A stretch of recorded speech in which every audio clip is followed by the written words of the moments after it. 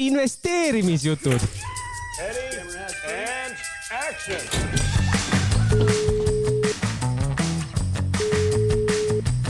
Halloo, Sõrs kuuleb.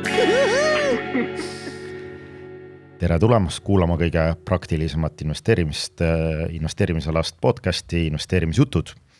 Ja tänane saadan mõnevõrra erinevaid, et kuna Tarmo on läinud sinna paariks nädalaks puhkusele, siis olen siia finantsturgude teemal arutama kutsunud Martin Korjuse Swedbanka privaatpangandusest. Tere Martin! Tere Meelis, tere kuulajad, rõõm jälle tagasi olla. Ja, tervist. Et räägis, kuidas sinul vahepeal läinud on ja kuidas privaatpangandusel läinud on? Mul on hästi läinud peale selle, et see päev algab hilja ja lõpeb ka väga varakult, siis on täitsa hästi läinud, aga privaatpangandusel on ka väga hästi läinud, et meil on siuksed päris tegusad ajad on praegu pooleli. Esiteks meil oli novembri lõpus oli privaatpanganduse foorum, kus osales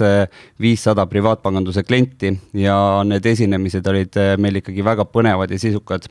Näiteks vaatasime üle, mis muutused on toimunud maailmapoliitikas, millised on Eesti majanduse väljavaated lähiaastatel. Rääkisime natuke heategevusest ja Tarmo ise seal siis andis ülevaate, et millised võiksid olla siis finantsturgude järgmiste aastate väljavaated, et klientidelt ma olen seal päris palju väga positiivset tagasisidet kogunud ja teises mõttes siis tööalaselt on meil portfellidega ka palju tööd, et privaatpanganduse kliendid investeerivad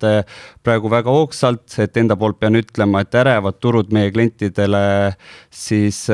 portfellihalduse teenuse alustamist ei sega, et kõik ju teavad, et tegu on ikkagi pikaajalise investeerimishorisondiga tootega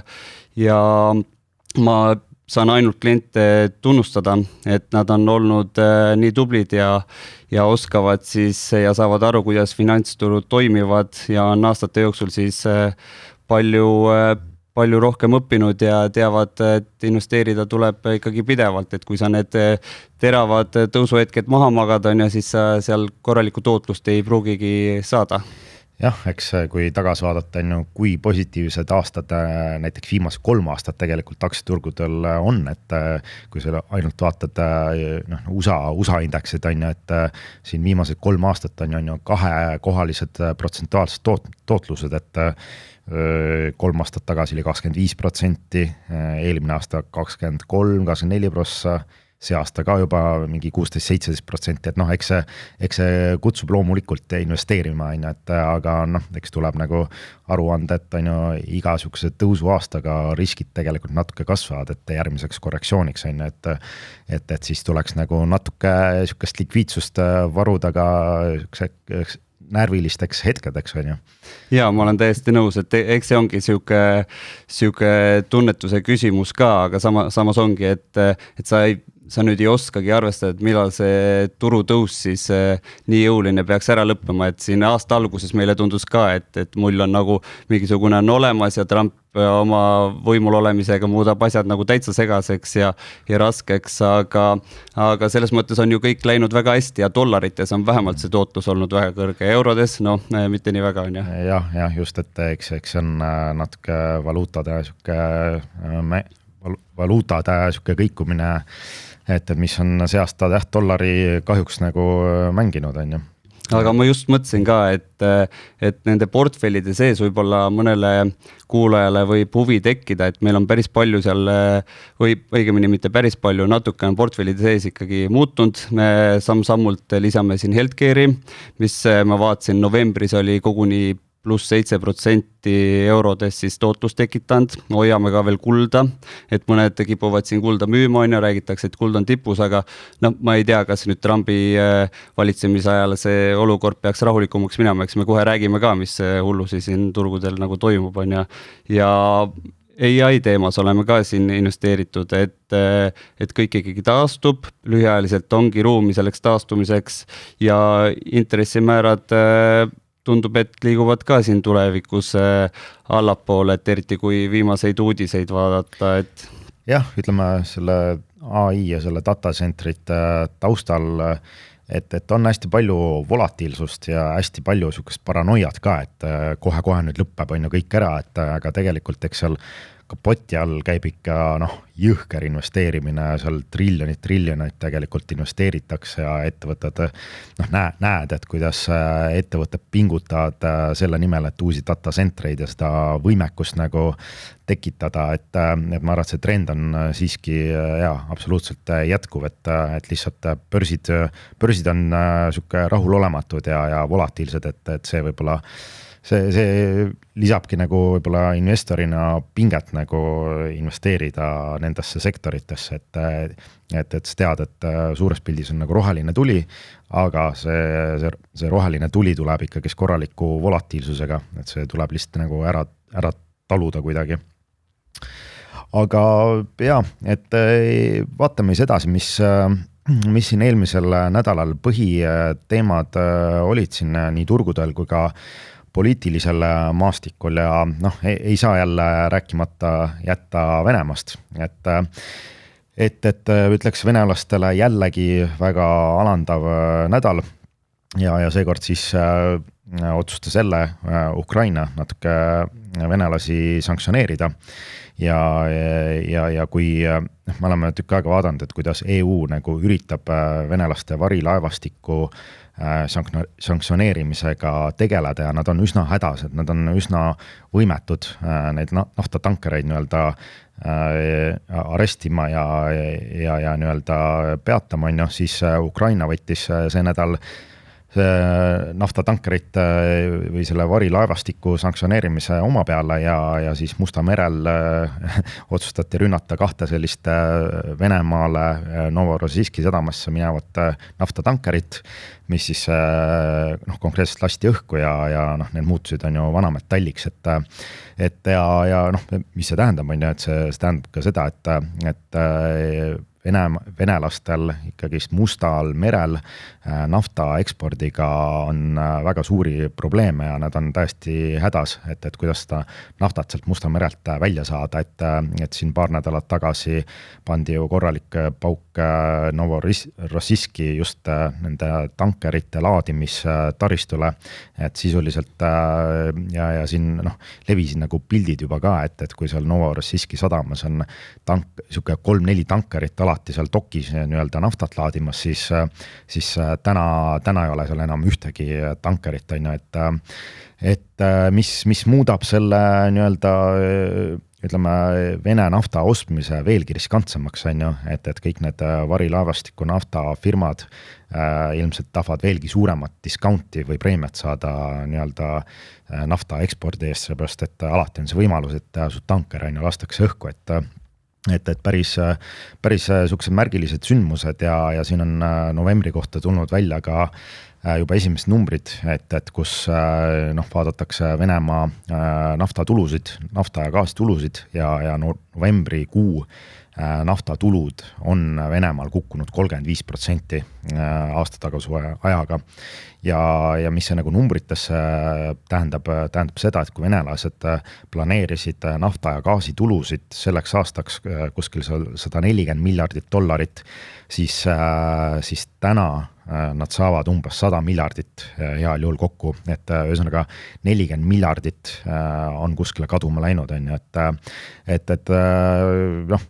üks asi ongi see nii-öelda Ukraina sanktsioonid, teised on nii-öelda Euroopa ja Lääne sanktsioonid, on ju, et nende koosmõju, et on päris suur ja tõesti, et neid ütleme, see Venemaa majanduspilt on nagu kergelt öeldes ikkagist koledaks minemas ja siin klaasil on ikkagist tekkinud üks mõra veelgi juurde ja selle mõra nimi on Venemaa raudteed, et mis näitab, et ütleme, see Venemaa raudtee on riigile number 1 sihuke ekspordikanal ja see on nii-öelda vereringe, on ju, sihuke kaubavahenduskanal ja siin eelmine nädal tuligi välja, et selle Vene raudtee nii-öelda see ettevõte on kukkunud suurtesse võlgadesse, et kuskil $50 miljardit nii-öelda on see laenukoorem neil ja see on ainult nagu suurenenud ja mis on tegelikult päris suureks probleemiks on ju, et kui me näeme nagu Venemaa nagu siuke majanduslikku pilti, siis siiamaani neil on nagu õnnestunud ikkagi üsna ära nagu petta nii-öelda, et majandus nii-öelda seisab veel mingitel jalgadel, et siis tegelikult see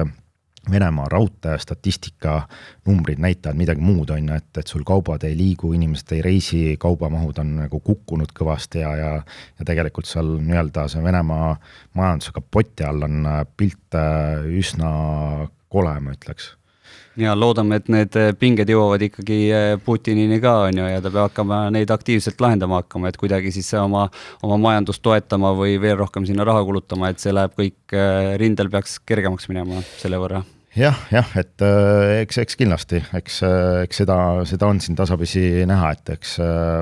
see silmus nende kaela ümber tõmbub ainult rohkem koomale ja ilmselt siuke finantsiliselt läheb Venemaal ikkagist päris raskeks. Aga Venemaast edasi hüpates, kas jäi sul veel silma mingi poliitilisi sündmuseid, ütleme, mida tasuks mainida? Ja ma olen ise aktiivselt jälginud siin seda Venezuela olukorda, et Trump pani siin Venezuela õhupõhja kinni. Tegelikult tal seda õigust ei ole, aga see ei ole varem ka Trumpi nii-öelda pidurdanud, et tal millegi tegemiseks õigust ei ole. Nimelt ta siis pidurdab siis enda sõnul narkokaubandusvastaseid liikumisi ja proovib sealt siis võimalikult palju pidurdada, et neid narkootikume ei jõuaks siis USA-sse ja on seal päris mitu paati nii-öelda kiirpaati tükkideks astnud ja umbes üle 80 inimese on seal surma saanud, aga praegu tundub, et põhiline eesmärk on ikkagi Venezuela president Nicolas Madurost natuke lahti saada või seal võimuvahetus teha, et kõik muutuks talle natuke meeldivamaks. Aga kui me vaatame, et USA on paigutanud oma maailma suurima lennukikandja USSR General Fordi siis sinna Kariibi mere piraatidele väga Venezuela lähedale ja umbes 15 000 sõdurit on ka seal kohe seal samas. Siis on tähtis mainida, et see on umbes 25% kogu USA kõikidest sõjalaevadest. Ja taustaks muidugi see, et Venezuelal on maailma suurimad naftavarud, mis on protsentuaalselt 17% kõigist maailma tõestatud naftavarudest. Võrdluseks siis USAl on 3,5% ja huvitav on siis see järgnev fakt, et Trump oma võimule tulekuga muidugi suurendas ka nafta puurimist ja USA on ikkagi nafta õigemini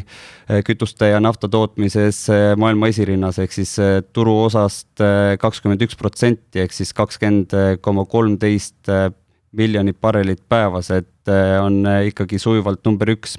Aga tundub, et Venezuelas on siis päris suured pinged üleval ja ma ei kujutagi ette, kuidas see seal lõpuks laheneb. Mis sa arvad? Jah, tõesti, et eks see eskalatsiooni risk on seal väga-väga suur, et tõenäoliselt eks seal Trumpil mingi oma strateegia on, et võib-olla ongi Maduro kukutamine ja nii-öelda võimuvahetus ja et saada nii-öelda läänemeelne valitsus ja seega nagu suures pildis avada kõik need kütuseturu on ju, et see oleks nagu super lahendus on ju, et pikas perspektiivis, kui sa suudad Venezuela nafta tööstuse nii-öelda käima tõmmata, siis tegelikult sa võid ikkagist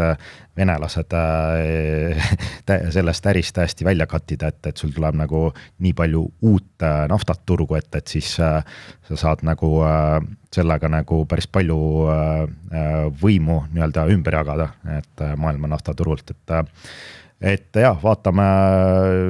nädal korraga, et kui, mis seal toimuma nagu hakkab, et siiski ma loodan, et seal väga vägivaldseks ei lähe, et kindlasti sellised sõjalised eskalatsioonid midagi head nagu nafta hinnale muidugi ei tähenda. Aga minnes siit edasi turgude juurde, et vaadates tagasi eelmisse nädalasse, et siis tegelikult oli USA poole pealt natuke lühem ja rahulikum nädal, et kuna USAs oli Thanksgiving, meil on päris suur püha, see Thanksgiving ja ka reede oli siuke lühendatud päev, nii et siuke 1,5 päeva oli nii-öelda nädalas vähem kauplemist ja mis nagu üldiselt tähendab ka seda, et sellised suured institutsionaalsed investorid võtavad võib-olla terve nädala näiteks vabaks ja turg on selle võrra nii-öelda õhem. Ja seda võib-olla oli näha ka ikkagist turgudelt, et kuna ütleme, me üle-eelmine nädal olime korrektsioonis, siis kogu eelmine nädal turud nagu rahunesid maha ja sisuliselt kõik eelmise nädala päevad olid rohelised ja päris tugevas nagu rohelistes värvides on ju. Ja nii, et me saime, ütleme, päris korraliku põrke nii-öelda põhjadest, et kui korraks me olime seal korrektsiooni tasemel, seal S&P käis 5% tippudest allpool, siis täna me oleme uute tippude lähedal, et me oleme mingi alla protsendi eelmistest tippudest nagu maas, et väga tugev siuke taastumine. Ja kui vaadata üldse nagu kuidas novembrikuu lõppes, siis novembrikuu lõppes S&P-le näiteks kergelt plussis, mis tähendab seda, et S&P on järjest tõusnud põhjadest 7 kuud järjest, alates aprillist kuni tänaseni. Et päris korralik taastumine ja ma ütleks, mis on võib-olla isegi päris siuke impressive, et mis on nagu toonud sellise volatiilsusindeksi oluliselt allapoole, et kui üle-eelmine nädal ta oli seal 25 kandis, et siis nüüd VIX indeks on alla 20 või seal 18 kandis, et mis nagu viitab selgele nagu rahunemisele turgudel. Hirmuindeks natuke taastunud, kuigi ta on ikkagist ekstreemse hirmu peal. Et see võib-olla indikaator ei ole päris usaldusväärne või ütleme, ei anna päris nagu siukest rohelist tuld võib-olla turgudel täie rauaga nagu sees nagu olla. Et aga jah, et mis sellise võib-olla pöörde tõi nagu üks asi võib-olla ongi see turgude madalam likviidsus ja teine asi, et USA intressimäärade langetamise tõenäosus siin on hakanud jälle tõusma, et kui paar nädalat tagasi see korra seal kukkus isegi 30 peale, siis täna turud hindavad, et sinna intressimäärasid tuuaks alla 90% tõenäosusega ja see on nagu turgudele toonud tagasi optimismi ja ütleme siuke risk on sentimendi, et vaatame, kuidas see nädal hakkab minema, kuigi täna mulle tundus, et futuurid on juba miinuses ja võib-olla ka siuke Bitcoin tegi siin eile öösel päris korraliku langus, et see võib-olla näitab, et suur raha on jälle turul tagasi ja pannakse müügiorderid jälle välja, aga vaadates edasi, et võib-olla mis sul endal silma jäi eelmist nädalast, et võib-olla siuksed huvitavad uudised, aktsiate liikumised? Mul on sellist paar huvitavat uudist, mis mulle endale väga silma jäid, ongi näiteks, et Amazon investeeris või lubab investeerida kuni $50 miljardit USA valitsusasutuste tehisintellekti ja superarvutite infrastruktuuri laiendamisesse. Projekt peaks olema siis kuni 1,3 gigavatti uut tehisintellekti ja kõrgjõudlusega arvutusvõimsust, mis tähendab seda, et kui panna need asjad siis kuidagi võrdlusesse, siis 1 gigavatt arvutusvõimsust on piisav keskmiselt umbes 750 000 USA leibkonna varustamiseks elektriga. Ehk siis see elektrinõudlus või energianõudlus läheb ikkagi aina suuremaks. Jah, no teada on, et seal tõesti energias on juba defitsiit ja see defitsiit ainult kasvab, et aga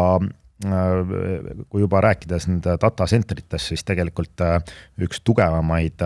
sektoreid eelmine nädal oligi datacentrite aktsiad ja tõesti seal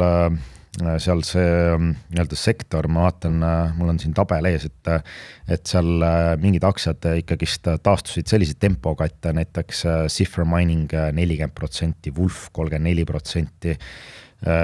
ja see list läheb edasi, siuksed 20-30, kohati isegi 40% taastumised nagu nädalaga, on ju. Et võib-olla üks siuke tõesti kõige lahjem nagu taastuja oligi nagu Ireen, et millest me siin päris palju oleme rääkinud, et kuidagi millegipärast Ireenil tundus, et seal on kork ees, et keegi on nagu aktiivselt müümas ja selle võrra Ireeni taastumine oli nõrgem ka, siuke 10%. Aga ja see Cipher Mining, kes 40% pani, et ütleme, nagu me ütlesime, et üks on nagu siuke turgude volatiilsus, aga tegelikult jällegi, kui sa vaatad nagu päris uudiseid, mis nende data centerite kohta tulevad, siis tegelikult seal diile nagu sõlmitakse jätkuvalt ja see Cipher Mining saigi uue diili Fluestackiga ja Google'iga, et tegi lepingut ühesõnaga järgmised 10 aasta jooksul, et see Cipher siis nii-öelda pakub Google'ile ja Fluestackile 56 megavatti võimsust nii-öelda 10 aasta jooksul ja selle lepingu väärtus on seal 830 miljonit, et noh, jällegi ettevõttele väga, väga pikaajaline ja väga tugevate koostööpartneritega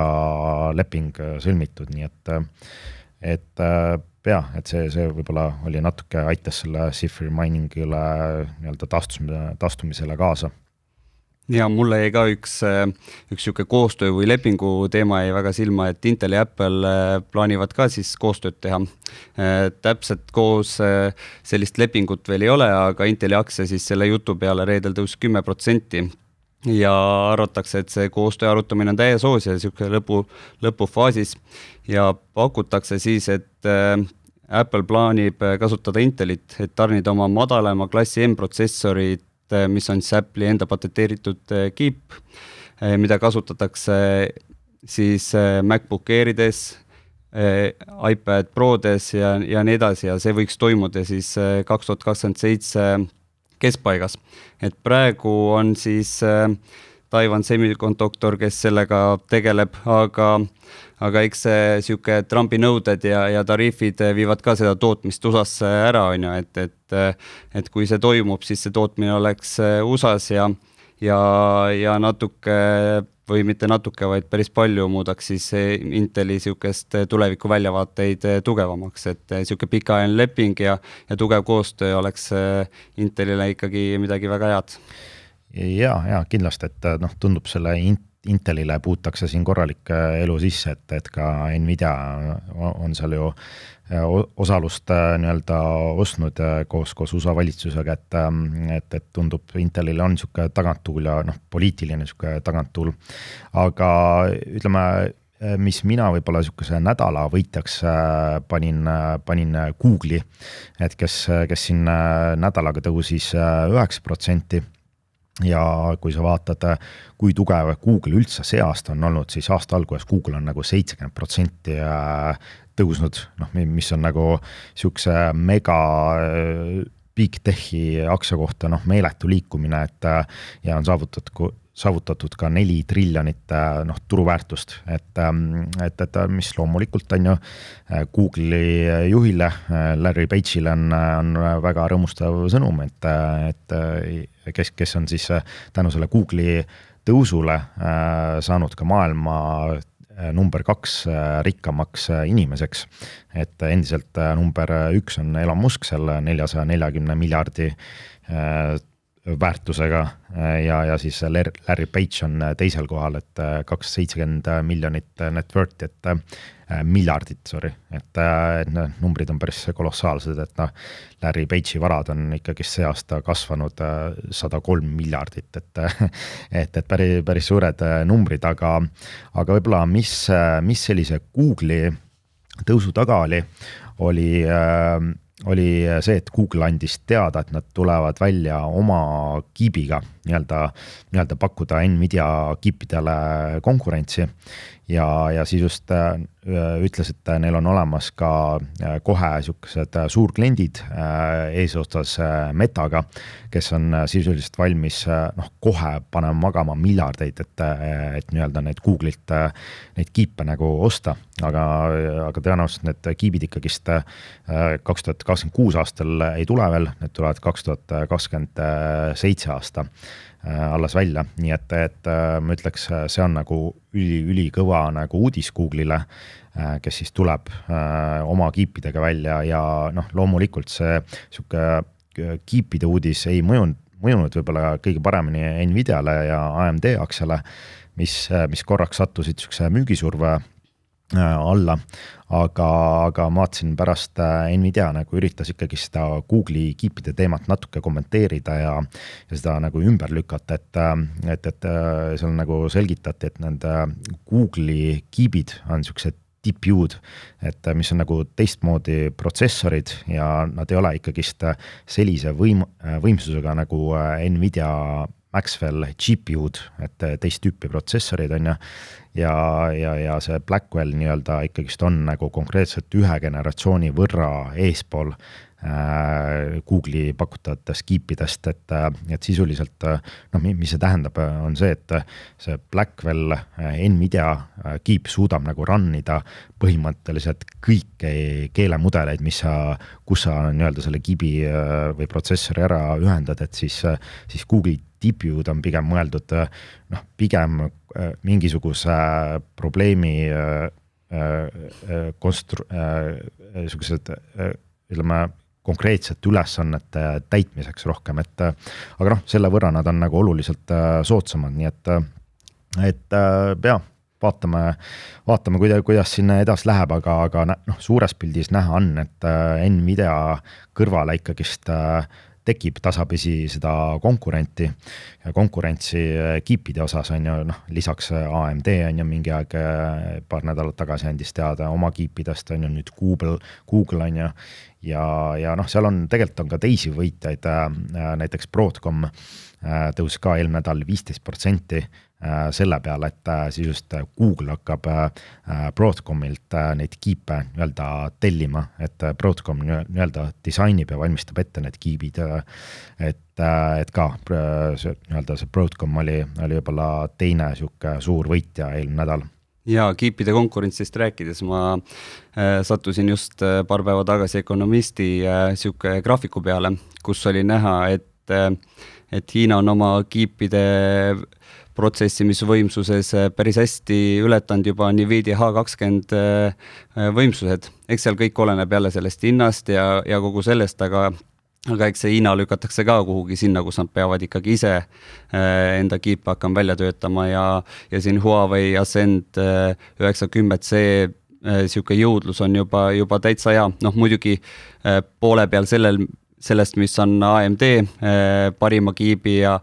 2 korda väiksem kui on Nvidia B200 kiip, aga nad proovivad ka endast parima anda, et nad jääks nii palju USA-s siis sõltuma, et igalt poolt tuleb see konkurents peale. Jah, eks täna on Nvidia on nagu standard, et Blackwell kiipid on top 1, mida kõik sooviksid, aga kuna ilmselt sinna mahub kõrvale turule ka teisi tegijaid, et kes võib-olla pakuvad nagu ikkagist soodsamalt hinna poolest neid kiipe, et siis turg üritab nagu natuke soodsamaid kiipe ka hankida. Aga mis veel, et üks niisugune väga tugeva liikumisega aktsia, mis oli ka suurel Peetril sees, on Symbiotic. Tuli välja tulemustega ja aktsia siin tõusis seal vist ühe päevaga siin 38% ja siis järgmine päev veel liikus nagu ülespoole. Et ka ütleme, suurel Peetril oli see aktsia portfellis, aga kahjuks pidime nii-öelda loobuma, kuna turg läks korrektsiooni ja me kasutasime nii-öelda natuke sukest risk management ja kasumi kaitsmistaktikat, et panime kasumiga selle aktsia kinni. Et noh, täna muidugi ettevõte on juba kõrgemal, aga tõesti, miks sihuke pauk nagu ülespoole käis, siis ettevõte tuli nii-öelda tulemustega ja pakkus analüütikutele korraliku üllatuse, ja see üllatusprotsent oli seal 9%, et keegi ei osanud oodata, et nii-öelda earning per share aktsia kohta, et tuleb nagu nii tugev ja ilmselt selle taga nagu oligi sihuke meeletu kasv ja samas ettevõte andis teada ka uuest koostööpartnerist, et kes võib-olla nii täpselt ei tea, millega see Symbiotic tegeleb, see on sisust on sihuke robootikaettevõte, kes pakub teenust erinevatele ladudele, sihuke kaubaautomaatika ja hetkel neil põhiklient on Walmart, kellel on USA hästi palju neid ladusid ja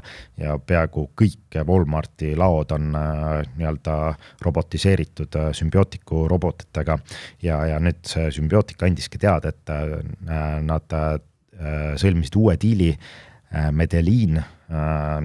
sükse ettevõttega või grupiga ja see Medellin sisuliselt on sihuke meditsiinitarvikute kaubamaja, et on samamoodi hästi palju laopindasid ja sisuliselt et see Medellin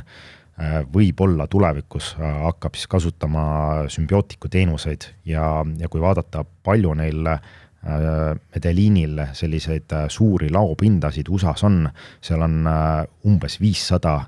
distribution centerit, see on nagu meeletu ärimaht reaalselt nagu, mis Symbiotic sealt saada võib ja ilmselt need kõik asjad nagu kokku panna, see ongi põhjus nagu, miks Symbiotic nii kõva lennu ülespoole tegi, et jah. Ja ma lugesin ka selle kohta, et väga äge, et oodatakse nüüd, et kui liikus nii-öelda natuke uuele turule, et see võib pälvida ka teiste tähelepanu ja teised mõtlevad ka rohkem automatiseerimise peale ja see Medellin pidavat järgmine aasta ka turule tulema, et ehk siis plaani Pipo teha, vaatame, kas see siis jõuab ka sinna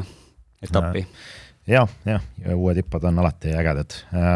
ja võib-olla üks asi veel, mis silma ei rääkides ütleme nendest ettevõtetest, mis avalikult veel turule ei kauple, siis jäi silma Revolut, sihuke finantstehnoloogia ettevõte ja fintech ettevõte, kes pakub nii-öelda pangandusteenust juba ja investeerimisteenust, et ettevõte tõstis sinna natuke jälle raha investoritelt ja mis võib-olla teeb nagu huvitavaks selle, et ettevõte tõstis raha 75 miljardi dollari valuationi pealt. Kes nagu numbritest väga midagi tea, et siis kõigepealt see, et aasta tagasi see ettevõte oli 66% soodsam, et päris suur nagu sihuke turuväärtuse kasv. Ja näiteks, kui sa võrdled selliseid vanu Euroopa panganduskontserne, Barclays, Societe Generale või isegi Deutsche Bank on ju, siis Revolut on market cap'i poolest nüüd nendest ettevõtetest suurem. Need siuksed vanad klassikalised pangad on ju, neil on väga suured peamajad, kontorid üle Euroopa laiali on nüüd kümneid tuhandeid töötajaid on ju, et see Revolut on nüüd market cap'i poolest nendest klassikalistest pankadest väärtuslikum, nii et päris huvitav uudis, aga üks asi võib-olla veel, et me oleme rääkinud siin Michael Burryst, kes on siin tükk aega juba kuulutanud AI mullist ja siin ütleme Michael Burry, mulle tundub, et ta on nagu sihuke kogu aeg karune investor, et paar korda ujub välja enda karuste teesidega on ju. Tema firmamärk jah. ja loomulikult, eks ta on sihuke omamoodi kuulus tegelane ka, et temast on ju film tehtud, see Big Short on ju, et kuidas ta nagu panustas langusele ja see õnnestus on ju, et siis kuna see AI buum on nagu nii hulluks läinud, siis paar nädalat tagasi oli just uudis, et nii-öelda ta pani enda hedge fondi kinni investoritele ja kui sa investorid viskad sealt nii-öelda hedge fondist välja, siis sa ei pea nii-öelda regulaatoritele raporteerima enda positsioone enam, et saad nii-öelda anonüümsena tegeleda, aga Barry nüüd otsib nagu uusi väljakutseid, et mida nüüd teha, on ju. Ja ta mõtleski, et mis selleks nii-öelda uueks väljundiks võiks olla ja selleks on siis nii-öelda uudiskiri, newsletter, mis hakkab sinna ilmuma, ma ei tea, umbes iga nädal ja kus ta hakkab siis rääkima enda mõtteid kogu sellest AI mullist ja võib-olla tõesti see toimib, et vaadates palju tal on nagu X-is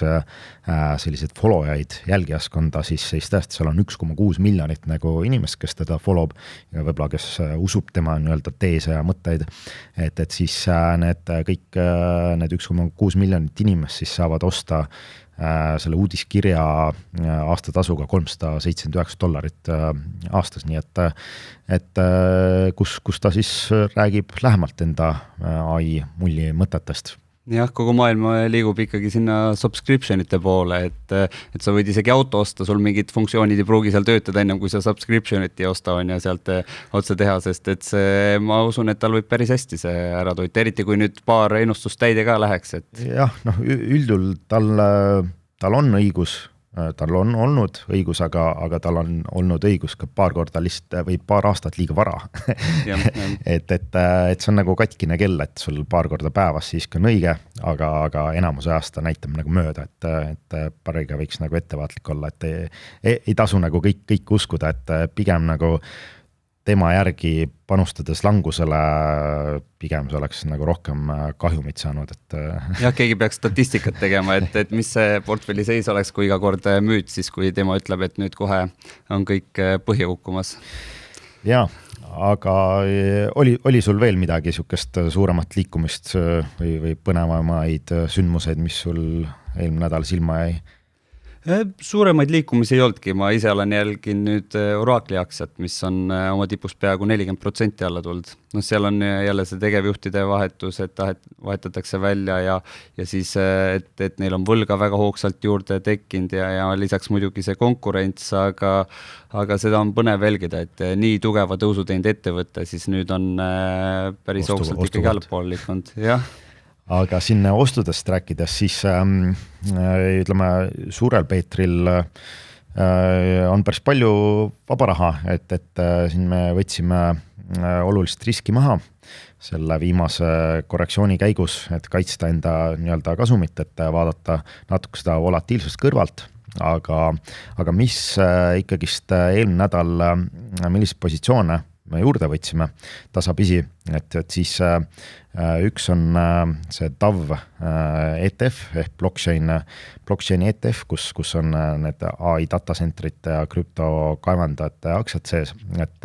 meil oli see positsioon, aga nii-öelda turg käis ühel päeval ikkagist allapoole meie limiiti ja me müüsime selle positsiooni maha, et nüüd me võtsime seda siiski tagasi 25,000 euro eest 10,8 pealt, et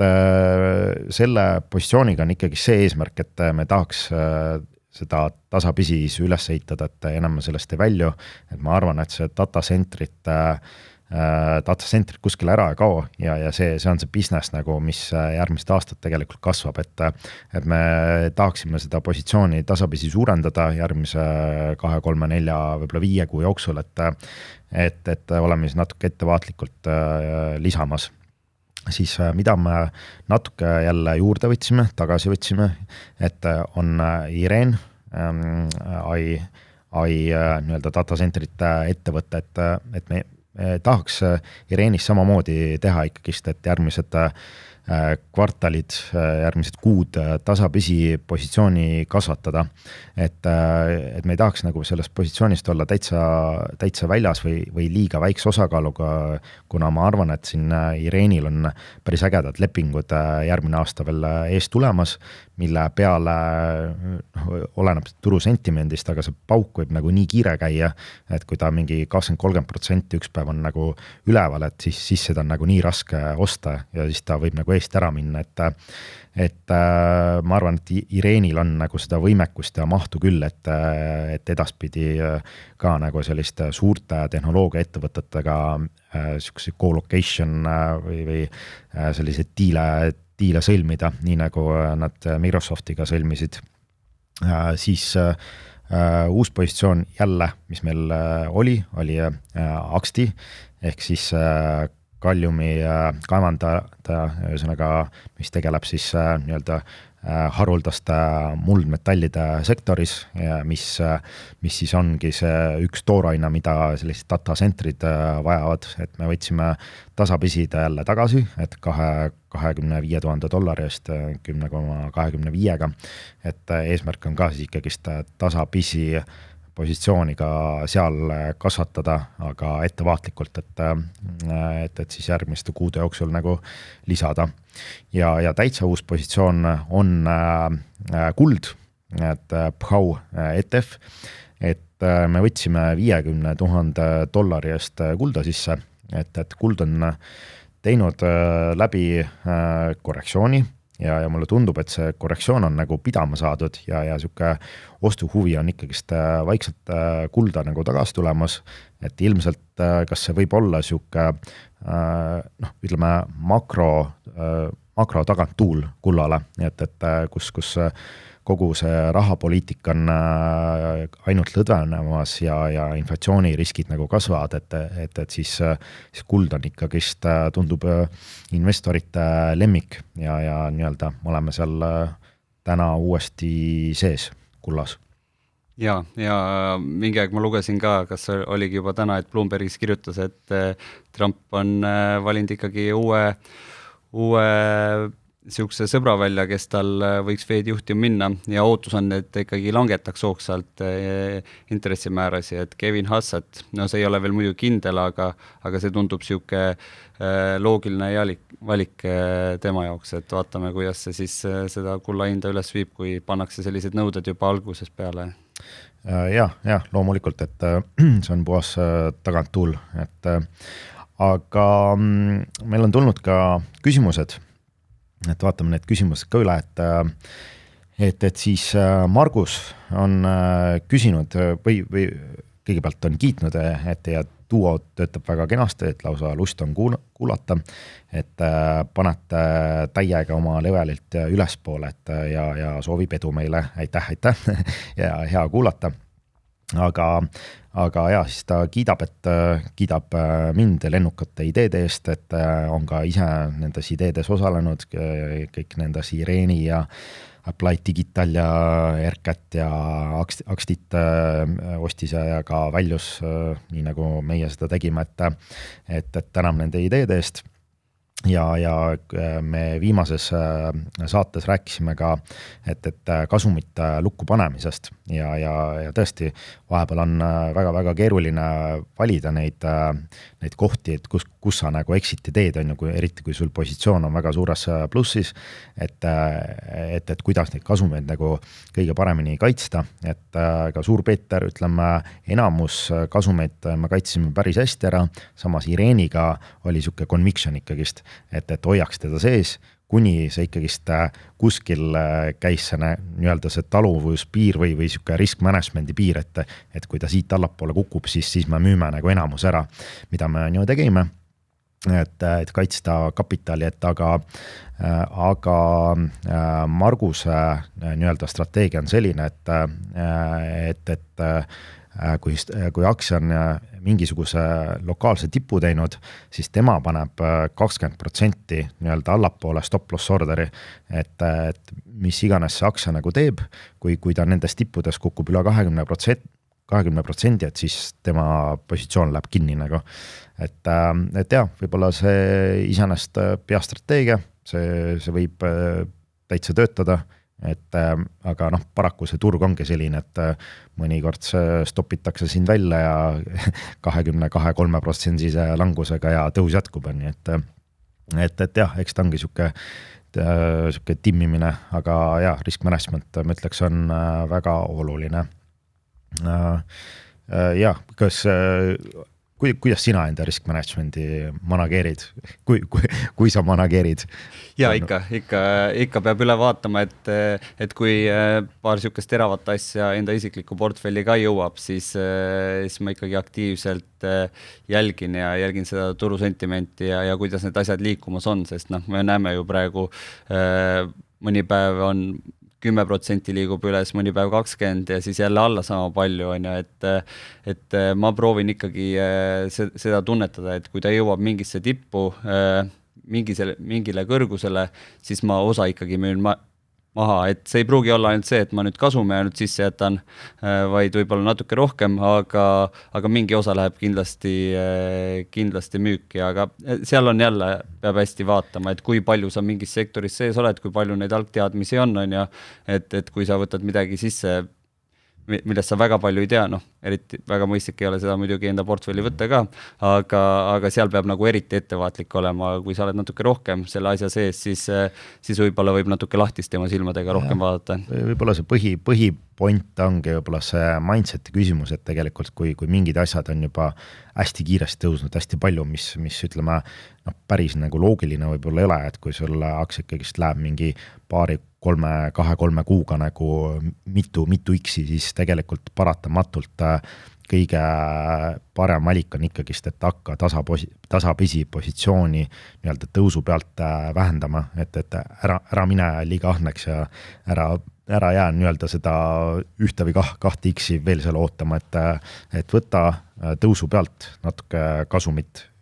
Et see on ilmselt selline parim strateegia. Ja siis jääb turgudel olles tuju ka heaks, et ei lähe täitsa kurvaks ära, kui siin suured langused tulevad. Ütleme, enda ahnuste ja hirmu kontroll on tegelikult kõige olulisem.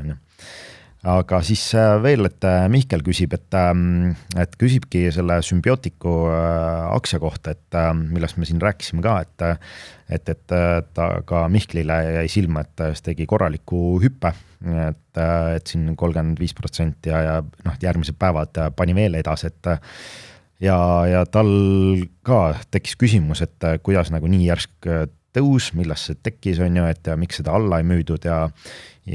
kas seal võis tekkida nagu selline short squeeze, et mõni investor ei nagu valapidi sisse, et ka tema on nii-öelda selle teelahkmees, et kas nüüd aktsiat hoida või siis maha müüa, et ja tema siis kuulaks, et mis on nagu meie mõtted, et ütleme tõesti selline väga kiire tõus, et